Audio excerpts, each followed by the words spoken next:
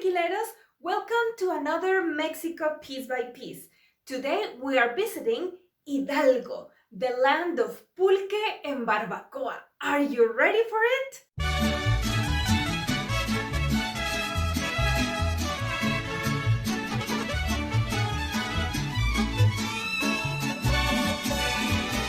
Hi!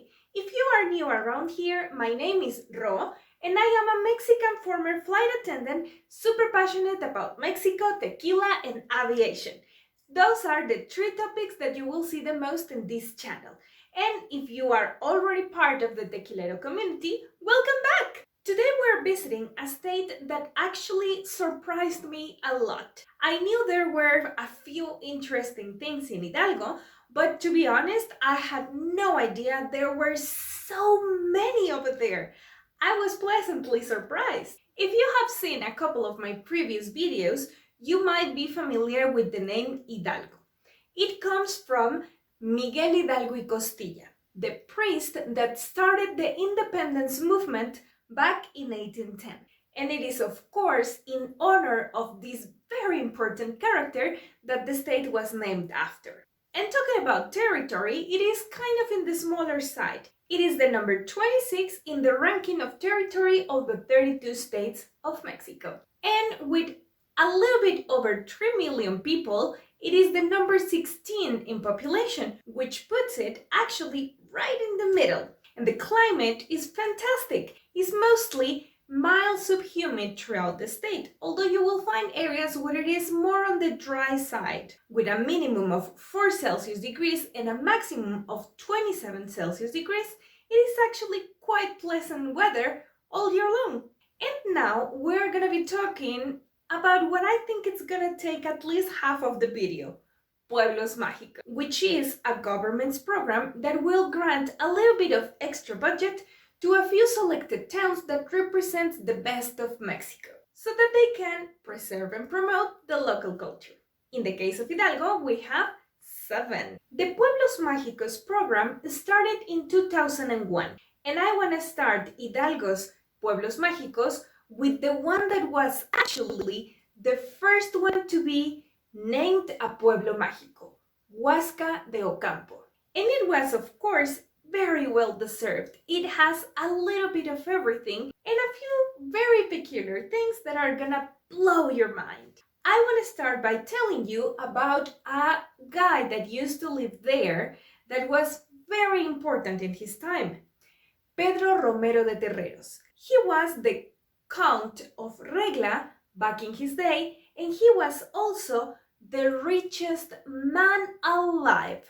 He was the owner of 3 very important haciendas, Santa Maria Regla, San Miguel Regla, and San Juan Hueyapan. Santa Maria Regla was turned into a beautiful and very luxurious hotel, but you can also visit it without having to stay on the hotel, because there is a mine there. That, along with San Miguel Regla, were 2 haciendas dedicated to the mining of the town, which of course was the main activity in this place. The 3rd hacienda, San Juan Hueyapan, was dedicated to agriculture, and back in the day it was over a 5,000 hectares big. If you cannot imagine how much is that, it was the whole state of Hidalgo and a little bit more. Besides mines and haciendas, you will also find a lot of gnomes.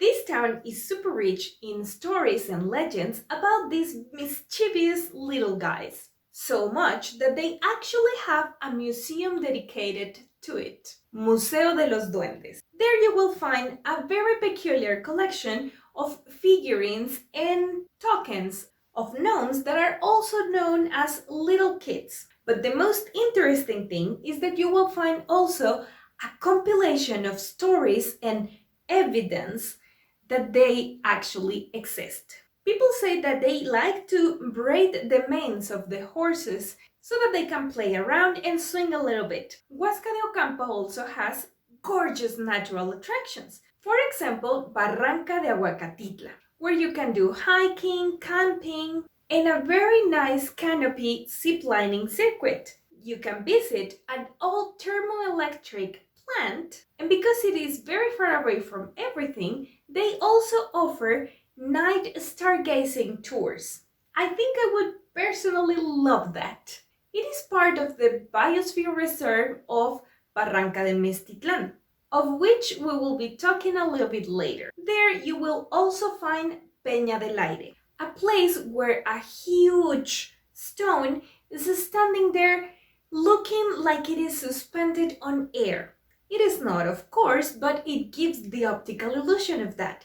And right in front or next to it, you will find a very scary for myself and maybe exciting for you swing with a beautiful sight, as it is located on the edge of a risk at 850 meters high. You will also find the Parque Ecológico Bosque de las Truchas, a very cool place where you can actually fish your own trouts and get them cooked in their local restaurants. There is a water park, cabins that you can rent to spend the night, and a couple very interesting caves. And I left for the end the most impressive natural attraction of the town, prismas basálticos. These geometrical columns were formed thousands of years ago by lava erupting from a volcano that cooled down very slowly underwater, creating these fantastic pentagonal and hexagonal columns. There are few places in the world where you can find them, some of them Iceland and Ireland. Here you will have a hanging bridge that crosses right over them, giving you a fantastic view of the 50-meter tall waterfall that you will find there.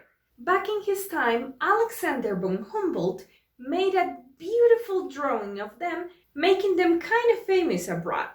Very close by and actually sharing a few of the natural attractions, we have the next town, Huichapan. There you will find a lot of beautiful religious architecture from the colonial times. Good examples of that would be Parroquia de San Mateo, Templo de la Tercera Orden, and Capilla de la Virgen de Guadalupe. Here you will find two places where you can learn a lot about Mexican history. The first one being Museo de Arqueología e Historia de Huichapan, where you will find a lot of very curious independence and revolution times memorabilia. And very close by you will find Museo El Capitel, which is a place where was celebrated for the very first time Grito de la Independencia, which is the Mexican celebration of independence. Another very interesting historical place that you need to visit is Bioparque El Saucillo, where you will find an aqueduct from the 17th century. Although it is a bioparque where nature and animals are being taken care of, this is a fabulous, impressive architectural accomplishment. It is an aqueduct with 14 arches of 44 meters tall that cover a distance of 155 meters. I find it absolutely impressive that it is still standing. And the last place that I want to recommend from this town is a little bit lesser known. It's called El Boye, a place where you can find prehistoric wall paintings. Let's move on to Zimapan, a place where the second biggest tree in the country is located, El Sabino. Although it is still fighting for the title with El Tule in Oaxaca. Parroquia de San Juan Bautista, a Baroque construction with the peculiarity of having oblique windows. Some say that it has something to do with a priest making a bed with the devil, and some others claim that it was just for illumination purposes, so that they could direct the light to the cross on the altar. We will never know. But although the town is super quaint, what you will want to do mostly in Zimapan is visiting the many natural attractions that you will find around the town. For example, Cañón del Infiernillo, a beautiful canyon formed by the rivers San Juan and Tula. Or maybe Villa de la Encarnación, with its orchards and also apple and pinecone wines. There you can do hiking, rappel, cave exploration, and camping. If you want to add some extreme activities to those that I already mentioned, you might want to go to Cañón de San Cristóbal y las Adjuntas, a beautiful place where you will also have an aerial sightseeing point. Very famous from this town, you will also find Presa del Infiernillo, where some of the main attractions are La Cortina, Peña del Águila, Cañón del Epazote. Ew, I don't like epazote, that's a horrible herb, although many people love it. And the Canyon of the Witches, Cañón de las Brujas. One very particular place that you would want to go is El Vigilante, a place where you will find a canyon in which one of the walls looks very clearly like the profile of a person looking to the horizon, like a watcher. And finally, near Simapan, you will find the National Park Los Mármoles, a place with a little bit more of 2,000 hectares, with points as low as the Barranca de San Vicente, with 800 meters deep, and as high as Cerro de Cangandó, with 3,000 meters above the sea level. And if you go during winter, you can even find it snowing. And moving on with another town, we have Zempoala, a town that is full of haciendas. Some of them produce pulque, like for example Santa Maria Tecajete. We will be talking about pulque in detail a little bit later on the food section. Others that produce beer, like San Juan Pueblilla, and many others that are more about the livestock. A very popular hacienda that is still standing, although it's not active as such, would be Casa Grande. That was very well known back then because it was the only hacienda that did not produce pulque, but it dedicated its time and space to the sale of necessities, and it was also a mesón, an inn. Of course, while taking a stroll through Zempoala, you cannot miss the Plaza Principal. And before you leave the town, make sure to visit the Aqueduct of Padre Tembleque, a fabulous architectural structure that has been part of UNESCO's Human Heritage since 2017. And when you learn that it's a little bit less than 50 kilometers long, you kind of understand why. And now we're moving on to Tecozautla, a place that is very well known because of the many water parks that you will find nearby. Like for example the very famous El Geyser, a water park of thermal waters that is actually located on a volcanic breeding hole.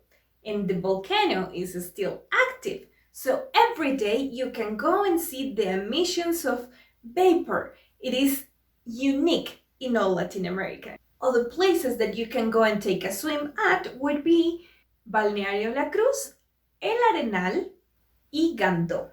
Or maybe you prefer to take a swim and relax on a water spring, like Taxido. And of course, you need to take a stroll around the town and check out the monumental tower clock, a beautiful tower of quarry stone back from the times of the Porfiriato. Another architectural beauty would be the temple and ex-convent of Santiago Apóstol, which functioned as a cloister that is very well preserved today, although it was constructed at the end of the 16th century. And right outside the town, you will find the archaeological zone Pañu, which in Otomi language means hot road. It was dedicated to Otontecutli, the god of the all-fire, and it is believed to be contemporary with Teotihuacan.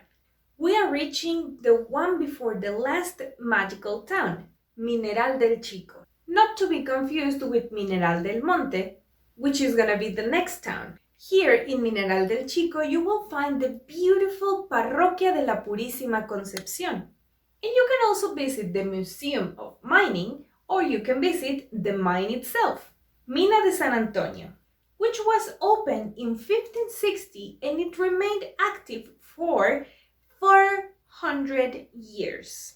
And for a little bit more outdoorsy kind of fun, you can visit the Parque Recreativo El Cedral, a place where you can practice camping, mountain biking, rock climbing, rappel, hiking, and sports fishing. If you are into a little bit more extreme sports, you can visit Las Monjas, which is a rock formation of several boulders of up to 2,960 meters above the sea level. There you can also practice rappel, bouldering, mountain climbing, mountain biking, and any other kind of extreme sports that you can think of. If you are into something much more calm and relaxed, you can visit Rio El Milagro, which is a river that the old population used to think that it was miraculous because even during the dry season, it still holds a lot of water. And finally, of course, we cannot talk about Mineral del Chico without talking about the National Park El Chico, which is a beautiful forest-like park with 2,739 hectares, where you can of course go camping, hiking, mountain biking, rock climbing, and nature watching. Inside of this beautiful park, you will find Mirador del Cuervo, a sightseeing point that is located 2,770 meters above the sea level with the most impressive view of the site. And the last magical town that I want to tell you about is Mineral del Monte, more popularly known as Real del Monte. I have to say that actually this is the only pueblo mágico from Hidalgo that I have visited. This town, as many around the area, has a very important mining background, but this one has a peculiarity. It was mostly constituted by English miners that came to settle here when the mines back in UK were not as prolific as they were here. In this town you will find mostly mining related attractions, but a few of them are not. Like for example, Parroquia de Nuestra Señora de la Asunción or Santuario del Señor de Celontla. Very popular from this town, it's a dish called paste. I believe the proper pronunciation in British English is pasty. And you will find a whole museum dedicated to this delicious dish. And before we go to the mining attractions, I wanna recommend you a place that I usually do not recommend. A graveyard. Yes, I know I've talked about it in Guanajuato, and this one is also peculiar because this graveyard is located in the top of a hill with a little forest kind of contained inside of the graveyard, and it is dedicated solely for the English miners that founded this town, along with their descendants, of course. It's a beautiful place, and one thing that I found very interesting is that all the graves are facing towards England. I think that's kind of cute. And of course, being a mining town, you have to visit the mines. There are two particularly that you might want to find interesting. Mina de Acosta and Mina La Dificultad. Although there are many others that you might want to go and try.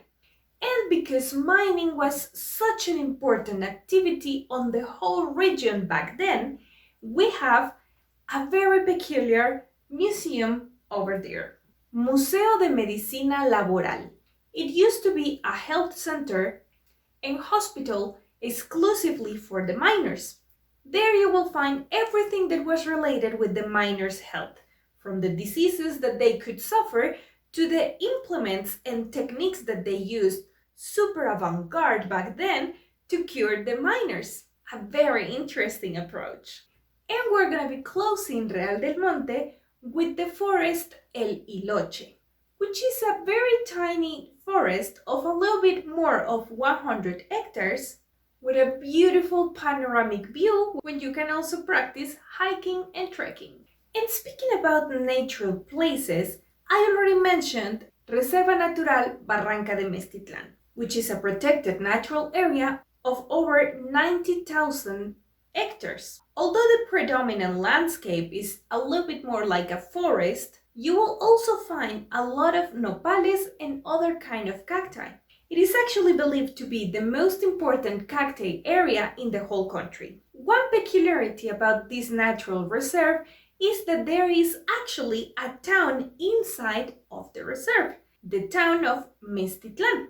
beautiful place where you will also find a very interesting convent, Convento de los Tres Reyes Magos. There is a lagoon in this reserve where they say that the moon looks so big that it gave its name to the place, because Metztitlan means the place of the moon. And speaking about natural reserves, we have another one that is actually quite popular, the Tolantongo Groats, a place with a river and several ponds of thermal waters. You see, this river is formed by a waterfall with cold water that meets with the underground water inside of a cave that comes out really hot. When they mix together, you will find a very nice warm thermal water that feeds the river and the little pools, which are actually part of a hotel that is over there. You also have the option of camping, but then you will not be able to go into the pools, which is the image that you will find very popular on Instagram.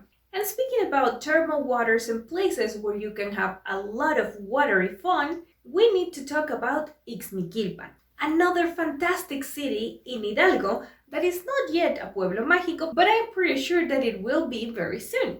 It is very popular because there are a lot of water parks around it, known as La Ruta de los Balnearios. In Ixmiquilpan itself, you will also find a beautiful temple and ex-convent dedicated to San Miguel Arcángel. A very pretty construction. And there are two things that you will find in Ixmiquilpan that you will find nowhere else.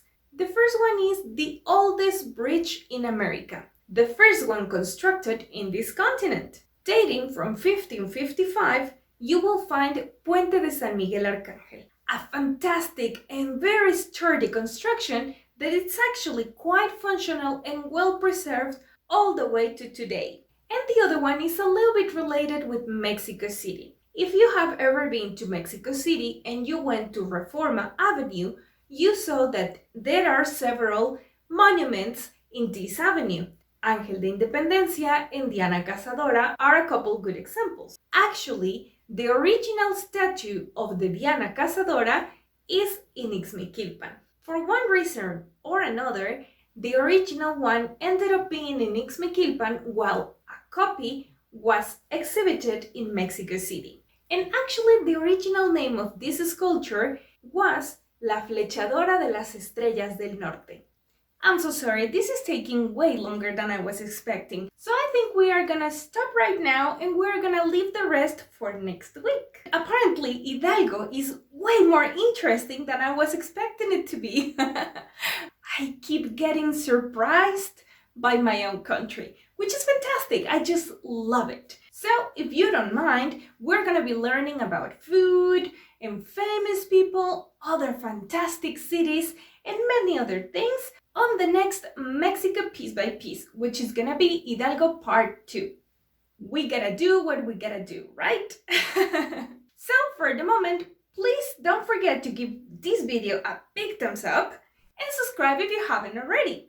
And don't forget to click on the bell to get notifications every single time that I upload a new video. That would be everything for today, but stay tuned for Part 2. Thank you so much for watching and see you next time. Tequila Princess, out. Bye!